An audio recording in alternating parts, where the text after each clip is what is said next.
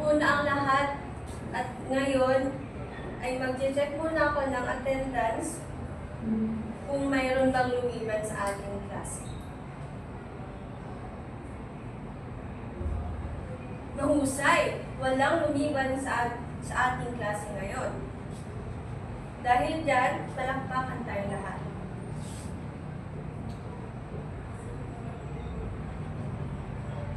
Bago ang lahat, ang ating alituntunin sa loob ng ating paaralan ay ang mga alituntunin. F, focus sa aralin. I, itaas ang kamay kung nais sumagot. L, lumahok sa talakayan. I, igalang ang bawat isa. P, panatiling malinis ang silid-aralan. I, sa gawa ng ang gawain ng maayos. N, makinig ng mabuti. O, organisado sa paggamit at sa sarili.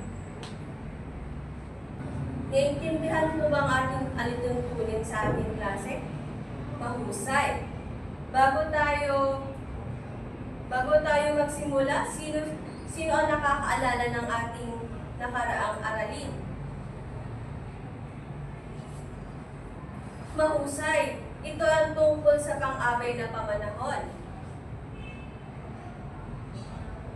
Ngayon, ang ating pag-uusapan ay ang kwentong bayan.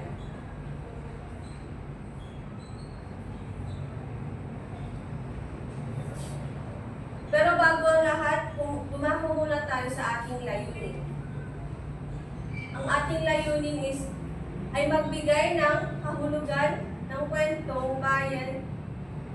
Uri ng kwentong bayan, may papaliwanag ang pagkakaiba ng uri ng kwentong bayan, nakakapagsulat ng isang buod ng kwentong bayan. Pero bago yan, nagkakaroon muna tayo ng isang scramble board na aktibasyon.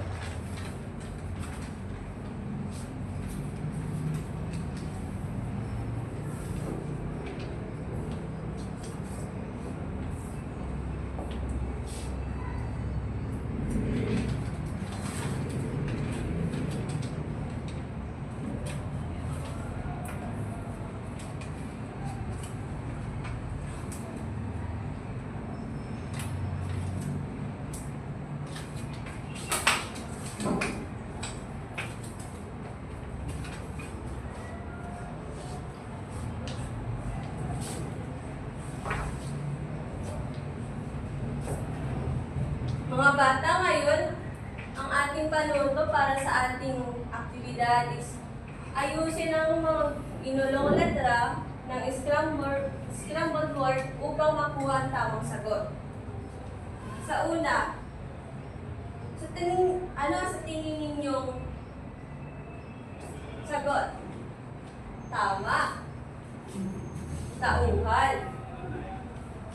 Sa pangalawa, magaling. Banghay. Sa batlo, napakahusay tagpuan. Sa pang-apat, mahusay tema.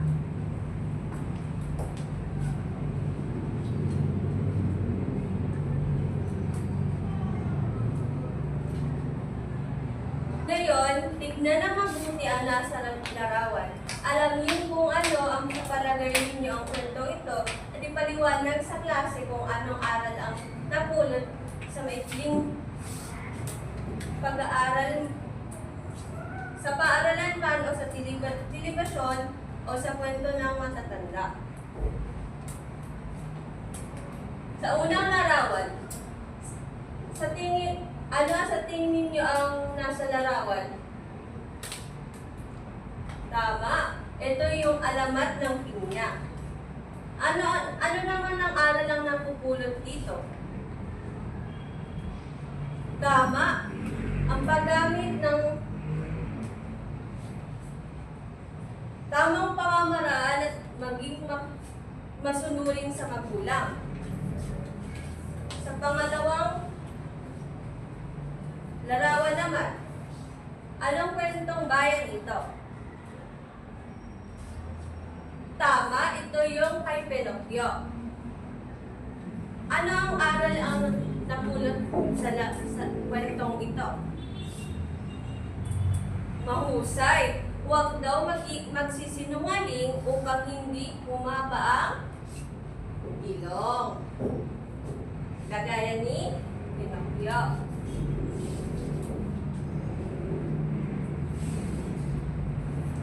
Sa pangatlong larawan naman, anong kwentong bayan kaya ito? Mahusay. Ito yung kay Pagong at kay Conejo. Ano ang aral sa kwentong ito, mga bata? Tama ang pagiging matyaga, gaano man kabagal, ang mahalaga, hindi ka maging mga apak ng tao.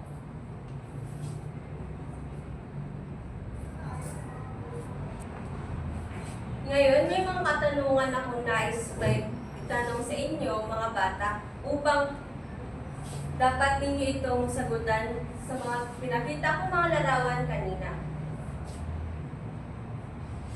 Anong uri ng kwentong bayan na nasa larawan?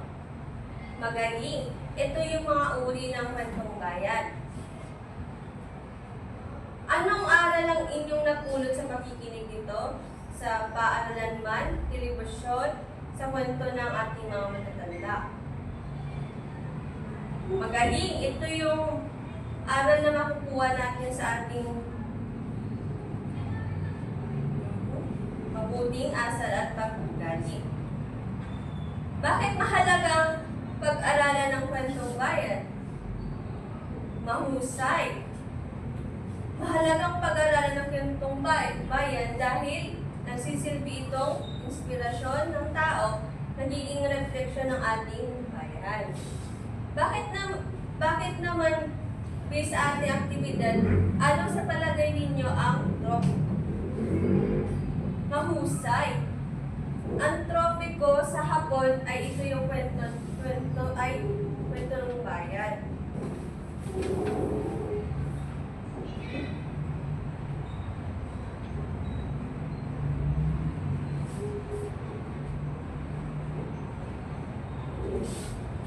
Ngayon, babasahin ko ang kwento ng kwentong bayan.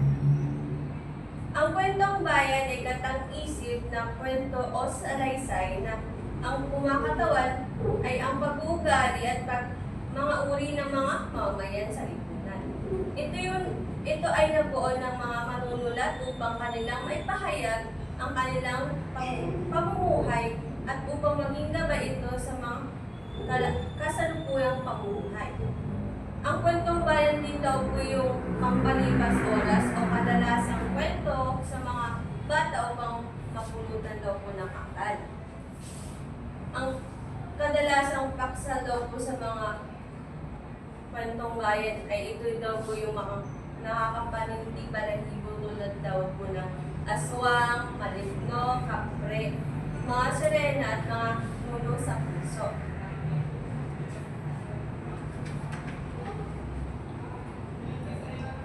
Ngayon, may papakita naman akong uri na mga larawan at sasabihin niyo sa akin kung anong uri ng kwentong bayan ang nasa larawan.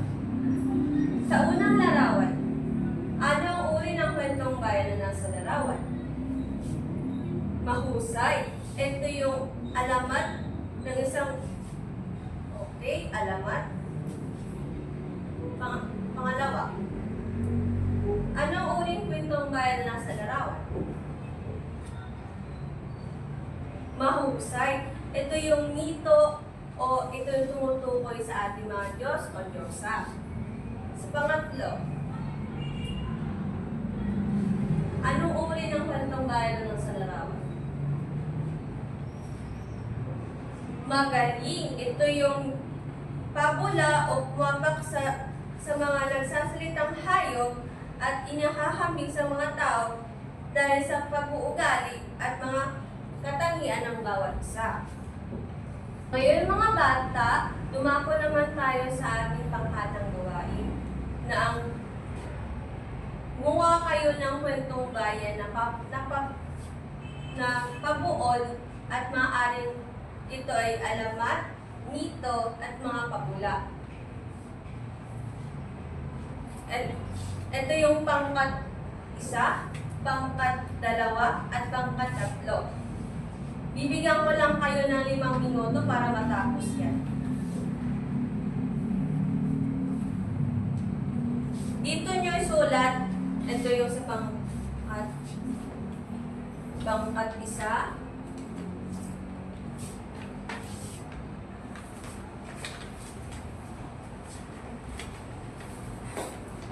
2, at pangkat 3.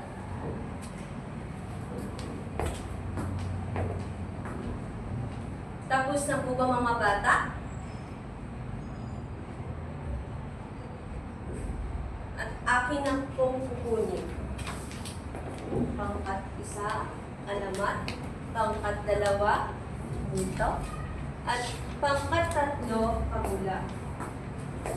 Mahusay mga bata. At mamaya, akin tong tsetsekan kung tama ang inyong mga buod sa alamat, sa mito at sa pabula. Ngayon, naintindihan na ba ang aking tinalakay?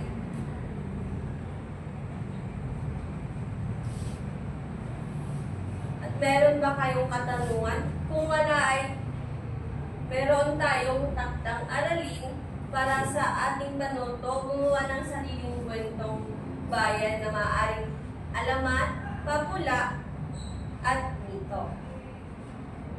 Siguraduhin napapaloob dito ang elemento ng kwentong bayan. Naintindihan ba mga bata? Kung ganon, tumayo na ang lahat para sa aming pagtatapos sa pagdalangin. Sa ngalan ng Ama, ng Anak, ng Espiritu Santo. Paalam mga bata.